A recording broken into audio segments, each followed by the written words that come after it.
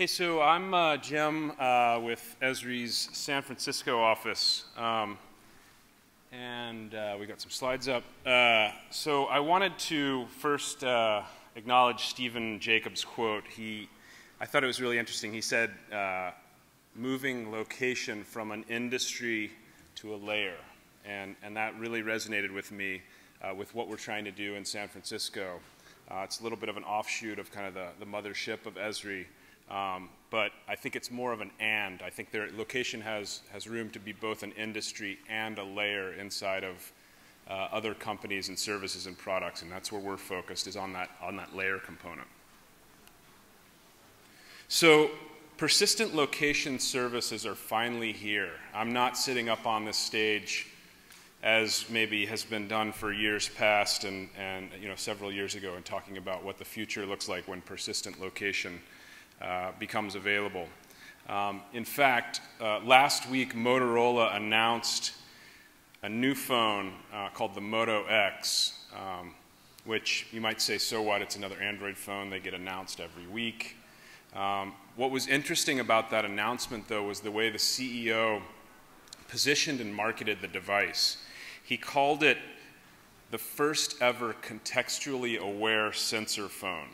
And he said the device will be aware when you're walking, when you're driving, when you're working, when you're sleeping, and it will act on your behalf. And that's a great message. I think we all can get excited about some of that. It's a little creepy as well. But really today, every smartphone in this room, in people's pockets, is a location sensor.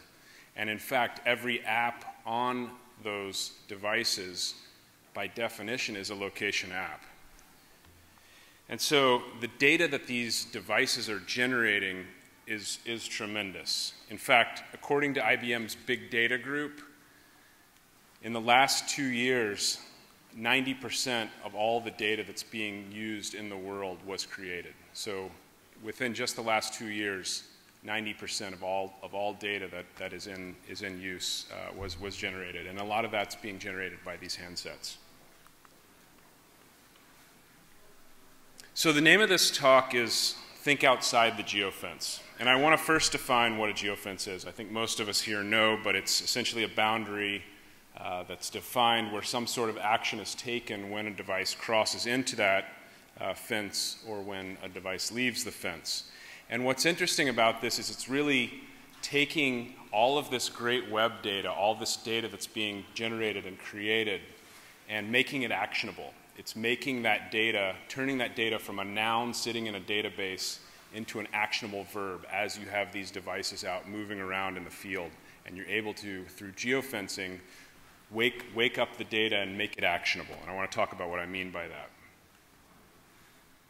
And this is the stack that's really enabling that ecosystem of contextually aware, location-aware applications. And it consists of a bunch of different companies.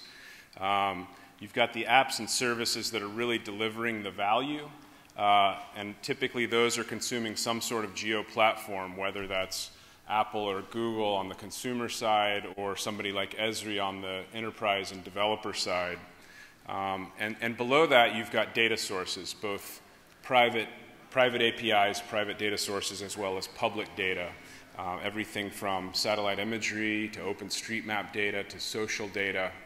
And then finally, below that, you've got positioning. And you've got the positioning technology can be everything from basic GPS, which works great outside, to a lot of the newer stuff that was talked about this morning on indoor location, Wi-Fi scanning and things like that, to even RFID sensors that might geotag an object as it comes across a loading dock, or network-based positioning that's looking at time difference of arrival between cell towers, and you're able to do a lot without having a lot of intelligence down on the device. And Esri's next generation of geofencing technology we call Geo Triggers, because what we're really focused on is on the app, on the device, is precisely determining exactly when a device crosses into a geofence or dwells for a certain amount of time inside of a geofence, or precisely when it leaves.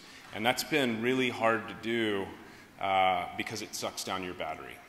Typically, the initial approaches to geofences were kind of this: take a sample or a poll of all the devices inside of a geofence and blast out a message to them. And we focused a lot on battery and power management and doing as much of the intelligent server side as we can to provide a solution that lets you precisely determine when something crosses over.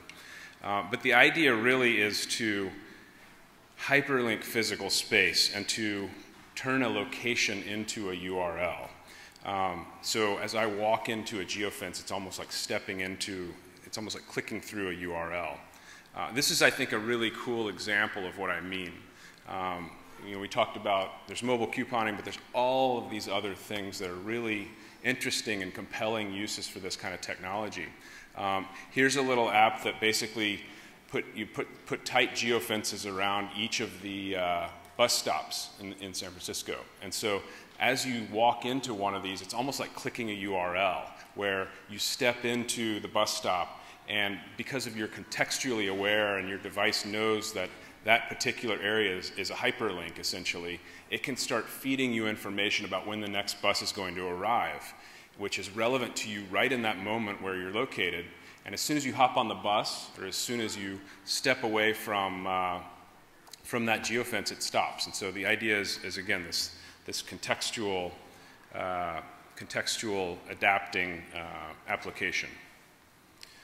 But geofencing is really just one component of an overall kind of building blocks that enable this kind of feedback loop and enable a true analytic approach to whether it's marketing or any of these kind of applications that are interesting.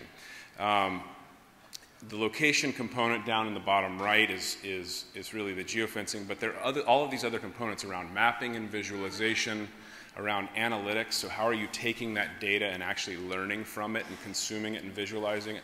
And even enrichment. How do you take other data sources to kind of contextualize that information that might be your own data? How do you put it into the context of a story? And what are the other data sets that complement that? And so, again, starting from that bottom right, I want to talk through an example of what I mean and show how these different building blocks play off of each other. So geofences really are designed to drive engagement. And again, it's almost like a click-through. It's almost like a CPC in some ways. It's a way of measuring conversion.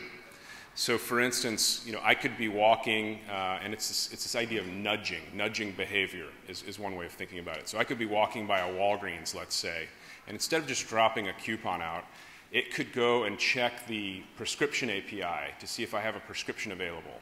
And as I'm walking by, it does a URL callback to another system. And if I have a prescription available, it could simply push a notification out as I'm walking by. It's something that's actionable. And then I just pop in, and they've now converted me. I'm in the store and may possibly buy something else.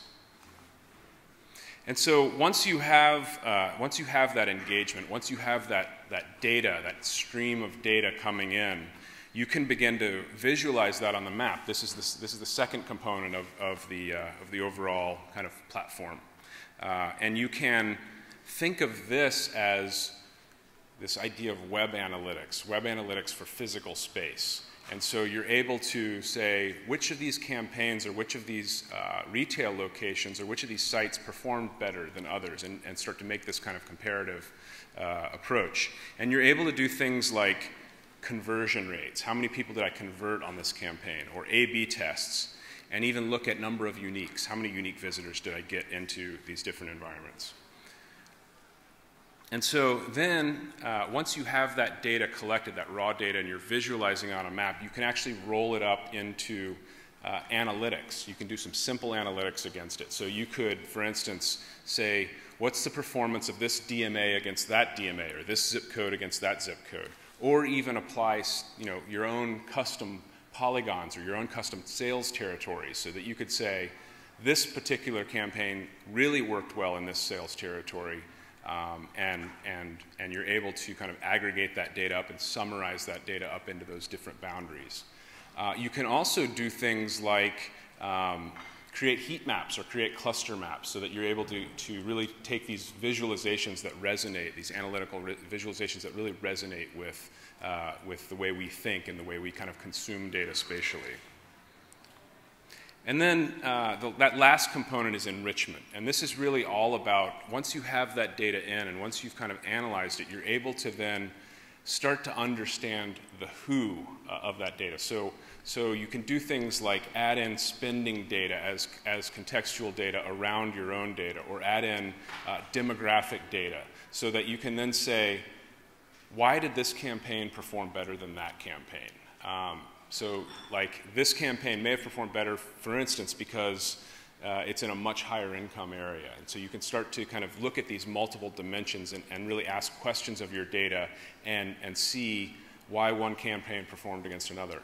And you can also look at a given campaign that's successful and say, who are the kinds of people living here and where are there other people like that? So where might I apply this same campaign and really use it as a way of kind of scaling up your campaign or your approach. And so just in wrapping up, kind of coming back to that original platform, I really want to encourage you to think of it as a feedback loop where you have geofencing that's driving the map visualization, and then using that data to begin to create simple analytics that you're using to create this decision tool and contextualizing that with additional information. And so that's what I've got today. We've got a booth back in the back. We'd love to show you guys some demos, so come on by. Thank you.